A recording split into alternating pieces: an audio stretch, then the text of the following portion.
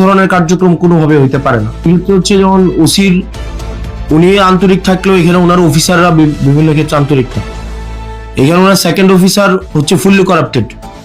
ওনার second officer, আপনার second officer fully corrupted, টাকা ছাড়া কোনো, উনি হচ্ছেন পাঁচলা না। একজন আছে এসআই ভূষণ, টাকা ছাড়া এসআই ভূষণ নামে একজন আছে, টাকা ছাড়া কোনো ইয়া করে না, মানে একটা পা মুভ করে না। এখন ধরেন আপনি হচ্ছেন ধরতে যাবেন, ধরতে যাওয়ার আগে থানা থেকে ফোন দিয়ে দিল যে আমরা আসতেছি, তাইলে তো এখানে একটা পিলো পাসিং এবং চোর পুলিশ খেলা হয়।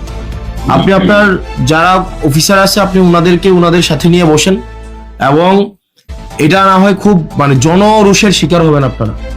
এবং যদি আপনার অফিসার যারা আছেন, বিশেষ করে আপনার সেকেন্ড অফিসার নোয়াখালী মনে হয় বাড়ি, আর হচ্ছে আমি নামটা মনে করতে পারতেছি, ওনার নাম কি, মতিন মনে হয়, হ্যাঁ ওনার নাম মনে হয় মতিন, ফুললি করাপ্টেড একটা মানুষ। এবং আমাদের কাছে, আমি এভিডেন্স নিয়ে কথা বলছি, আমার কাছে প্রুফ আছে।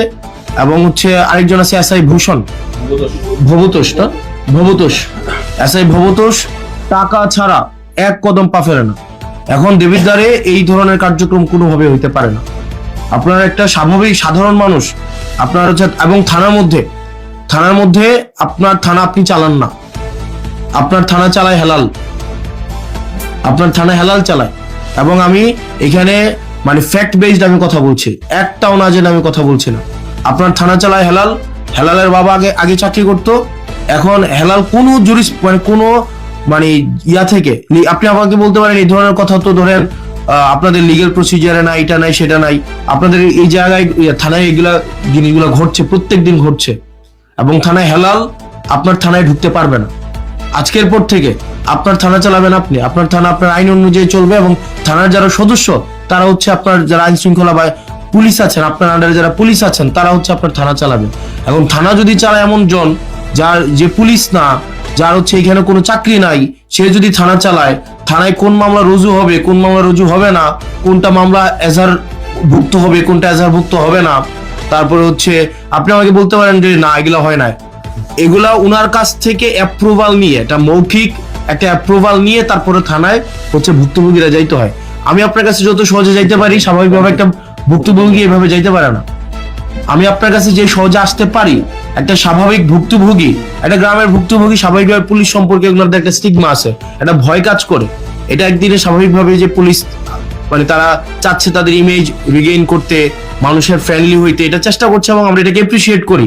কিন্তু স্বাভাবিকভাবে একটা গ্রামের মানুষ যখন দেবিদ্বারে আসে, বরকামতা থেকে, ভানি থেকে, সুলতানপুর থেকে, এটা স্বাভাবিক, এটা গ্রামের মানুষ। আপনি যে কেসের যে জিনিসগুলো বলছেন এগুলা দেখবেন, স্বাভাবিকভাবে অর্থনৈতিকভাবে যারা একটু একটা লিমিটেড একটা পর্যায়ে জীবনযাপন করে, তাদের মধ্যে কলহগুলা বেশি হয়।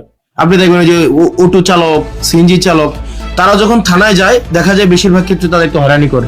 এখন স্বাভাবিকভাবে পুলিশের কাছে যাওয়ার আগে কিন্তু এক ধরনের পুলিশ আছে যারা হচ্ছে অচাকরিজীবী পুলিশ। পুলিশের কাছে যাওয়ার আগে, এটা আপনি আপনার জায়গা থেকে এটা আপনি দেখবেন না, এটা যারা ভুক্তভোগী, আমি এটা গত একটা বছর, এটা আমার ব্যক্তিগত জায়গা থেকে, এখানে সাংবাদিক আছে, একজন সাংবাদিক অস্বীকার করতে পারবে না, তারা এগুলো কথা বলে না, আপনারা অস্বীকার করতে পারবেন, এটা মানে এটা সত্য ঘটনা না, একজন সাংবাদিক অস্বীকার করতে পারবে না। এই যে হেলাল এই দালাল চক্র চালাচ্ছে না থানায়, এখানে জাতীয়, হ্যাঁ তাহলে জাতীয় গণমাধ্যমে, এখানে আমি জাতীয় গণমাধ্যমের সবাই আছে, এখানে আছেন, আপনারা আছেন না এখানে, তো আপনার এই যে দেবিদ্বারের দালাল চক্রটা এবং মাদক চোরাচালান চক্রটা হেলাল চালায় না? আপনি আমাকে প্রশ্নের উত্তর দেন, হেলাল কোন এখতিয়ার বলে? এই মিটিং এ যারা আছে প্রত্যেকের একটা নিজস্ব একটা এই মিটিং এ থাকার একটা ক্রাইটেরিয়া আছে। হেলাল কোন এখতিয়ার বলে আপনার চৌষিমানের মধ্যে থাকবে? এবং এই বিষয়ে আপনি সিরিয়াস অ্যাকশন নেবেন, এবং হচ্ছে থানাটাকে যেন দালাল আপনার কাছে যাইতে হইলে যেন স্বাভাবিক প্রক্রিয়া মেনটেন করে যেন আপনার কাছে পৌঁছাইতে পারে। এক্ষেত্রে যেন কোনো দালাল না থাকতে পারে, এক্ষেত্রে যেন কোনো একটা ইনফর্মাল কোনো সিন্ডিকেট এক্ষেত্রে যেন না থাকতে পারে। আপনার সাথে মানুষের সম্পর্ক হবে একদম ডিরেক্ট সম্পর্ক, যেটা লিগ্যাল সেই জায়গায় আপনি কোঅপারেট করবেন, যেটা ইলিগ্যাল সেক্ষেত্রে কারো কোঅপারেট করার আপনার প্রয়োজন নাই। আপনার জায়গা থেকে লিগ্যালি যেটা দরকার আপনি সেটা করবেন।